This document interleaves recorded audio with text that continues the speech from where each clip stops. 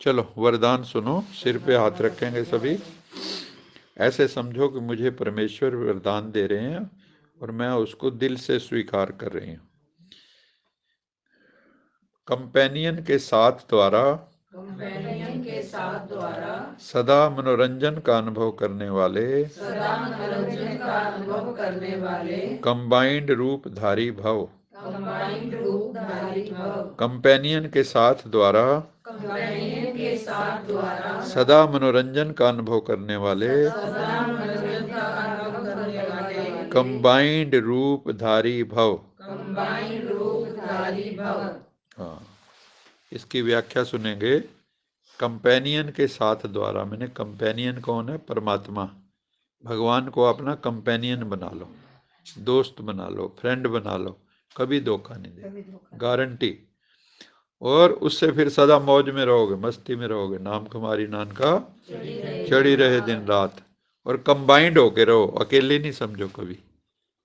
कभी भी अपने को, कई कई कहानियां हैं ऐसी जो रियल वाली है ना। जैसे एक बीके थी, रिक्शे पे जा रही थी, तो वो टनल में से निकलना था, तो वो जो है किसी की नज़र पड़ी, लेकिन उसने देखा कि इनके साथ जो है एक बुजुर्ग बैठा हुआ है।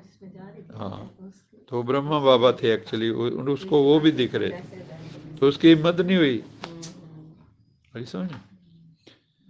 तो इसलिए अगर आप भगवान को कंपेनियन बना के रखोगे, साथी बनाओगे, दोस्त बनाओगे, सखा बनाओगे, जब भी अकेलेपन का अनुभव हो तो बाबा कहता है उस समय बिंदु रूप को तो याद कर नहीं सकते, ज्योति बिंदु को, वो मुश्किल होगा, उससे बोर भी हो जाते हैं कई बार।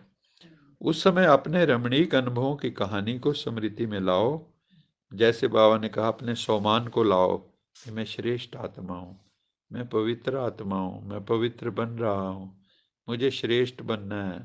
हर वक्त ये बुद्धि में मुझे ऊंची स्थिति में जाना है, मुझे गुरु नानक जैसी स्थिति का अनुभव करना है। ऐसे समझो, मैंने ब्रह्मा बाबा जैसी स्थिति का अनुभव करना है।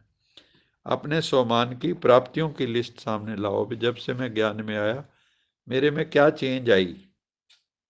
क्योंकि ये ऐसा ज्ञान है जो आदमी अगर रोज सुनता रहता है, भले धीरे धीरे हो लेकिन चेंज जरूर होती है, स्वभाव जरूर बदलता है।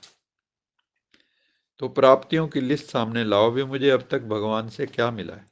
सिर्फ दिमाग से याद नहीं करो बाबा को, लेकिन दिल से कंपेनियन के साथ कंबाइंड बन के सर्व संबंधों के स्नेह का रस अनुभव करो।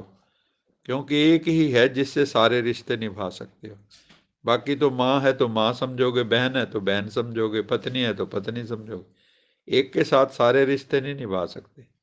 लेकिन परमात्मा को कुछ भी रिश्ता, जैसे ब्रह्मा बाबा के पास जाते थे मिलने, तो पूछते थे भी कितने बच्चे हैं, मान लो किसी के 2 हैं, उसने कह दिया बाबा 2 हैं, तो फिर बाबा कहता था भी शिव बाबा को बच्चा नहीं बनाया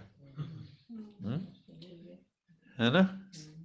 तो 3 कहो भी मेरे 3 बच्चे हैं।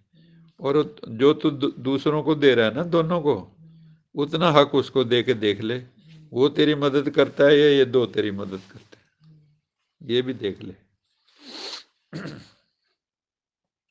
तो बाबा कहता है अगर इस तरह से अनुभव करोगे, यही मनमना भाव है। मनमना भाव गीता का शब्द है, जिसमें भगवान कहते हैं कि तुम मन को मेरे में लगा दे और फिर काम कर दुनिया के। पहले मन मेरे को दे दे, फिर जो है जैसे होती है ना पति व्रता स्त्री, वो अपने पति को मन में याद भी कर रही है और घर के काम भी कर रही है। एक और उदाहरण इसका बड़ा सुंदर है। एक लेडी है, सिर के ऊपर उसने, जैसे राजस्थान की समझ लो, मटका रखा हुआ है, यहाँ बच्चा, डेक पे बच्चा है, और चल रही है, और बुद्धि में अपने पति को याद कर, चल भी रही है, मटका भी संभाला हुआ है, बेटा भी संभाला हुआ है, और पति को याद भी कर रही है। तो सारे काम कर लिए ना। जैसे मन बेचे सतगुरु के पास की सेवक के कारज रास, अगर उसके पास ले, कहना बड़ा सौखा है ना, है ना, करना बड़ा औखा है। करना बहुत औखा है, कर देंगे। हाँ, मन तो किथे दिंदा परमात्मा ਨੂੰ, सारी दुनिया लगा है ना। उनके वास्ते तो बेचारे 10% भी नहीं, परमात्मा वास्ते 10% भी नहीं छड्या। और ये मनमना भाव होना ही, बाबा कहते हैं जब आपका मन परमात्मा में लग जाएगा तो आपका मनोरंजन है, ये भी आपको आनंद आएगा, इसी में खुशी है। हमारा मनोरंजन क्या है? परमात्मा की याद। दुनिया वालों के मनोरंजन और बतेरे हैं, लेकिन हमारा मनोरंजन क्या है? बस उससे जुड़ जाओ और मस्ती लो, वो है मनोरंजन। आज का स्लोगन है शिव बाबा की श्रीमत प्रमाण जी हाजिर करते रहो तो सर्व शक्तियों का अधिकार मिल जाएगा। बाबा ने जो हमें श्रीमत दी है उसके ऊपर अगर हम चलेंगे और जी हाजिर जी हजूर करते रहो, जैसे कोई बड़े ने कहा भी आप जाओ फलानी जगह चले जाओ, ये सेवा कराओ, तो ना जी नहीं कहना, हाँ जी का पाठ जी हजूर। जैसे मम्मा थी टॉप पे क्यों गई? उन्होंने कभी बाबा से आर्ग्यू नहीं किया। बाबा ने कह दिया दिन में अगर तारे दिख रहे हैं तो ऐसा समझे। वो कहती भी अगर हम मान लो इस तरह करते हैं, थोड़ी देर के लिए सोचो, कहता बाबा तो ले रहा है परीक्षा, देख रहा है, और हम लोग अपनी बुद्धि दिखाने लग जाए वहां कि भगवान को भी सलाह देने लग जाए, नहीं बाबा ऐसे नहीं ऐसा है, और आपकी बात ठीक भी है, देखो फिर आपको अभिमान हो जाएगा अंदर, अरे मैंने तो ब्रह्मा बाबा को गाइड किया था। तो वो सूक्ष्म में क्या हो गया? अभिमान हो गया। तो वो फिर आगे चल के आपको नुकसान करेगा। तो जब आज्ञाकारिता होती है तो सबसे बड़ी आज्ञाकारिता कहाँ होती है? बताओ। हाँ जी में। दुनिया में सबसे ज्यादा आज्ञाकारिता कहाँ होती है?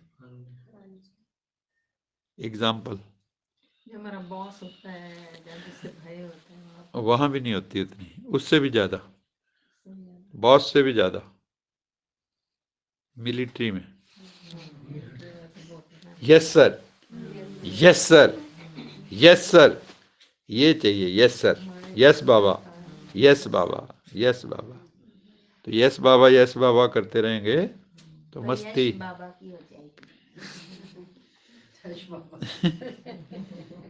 तो बाबा की श्रीमत प्रमाण जी हाजिर करते रहो, तो फिर बाबा ने कहा तुम शक्तियों से भर जाओगे, सर्व शक्तियों का अधिकार मिल जाएगा तुम्हें, ऐसा नहीं। भगवान के बनोगे तो भगवान जैसे हो जाओगे, उसका कहना मानोगे तो वैसे ही हो जाओगे, क्योंकि जिसका चिंतन होता है, जिसके साथ रहते हो आप, वैसे होने शुरू हो जाते हो। जिसका संग होता है उसका रंग भी, तो भगवान का संग लो ना, उसको कंपेनियन बनाओ। तो बाबा ने यही कहा, चलो अच्छा मीठे मीठे बच्चों प्रति माता पिता बाप दादा का याद प्यार, गुड मॉर्निंग। रूहानी बाप की रूहानी बच्चों को नमस्ते। हम रूहानी बच्चों की रूहानी माता पिता बाप दादा याद प्यार, गुड मॉर्निंग, गुड नाइट और नमस्ते। सदा रहो हंसते, कहीं नहीं फंसते, बन जाओ फरिश्ते, बांध लो अपने बस्ते, चलो प्रभु के रास्ते। वाहिगुरु जी का खालसा, वाहिगुरु जी की फतेह। बोल साचे दरबार की जय। लोका समस्ता सुखिनो भवन्तु, लोका समस्ता सुखिनो भवन्तु, लोका समस्ता सुखिनो भवन्तु।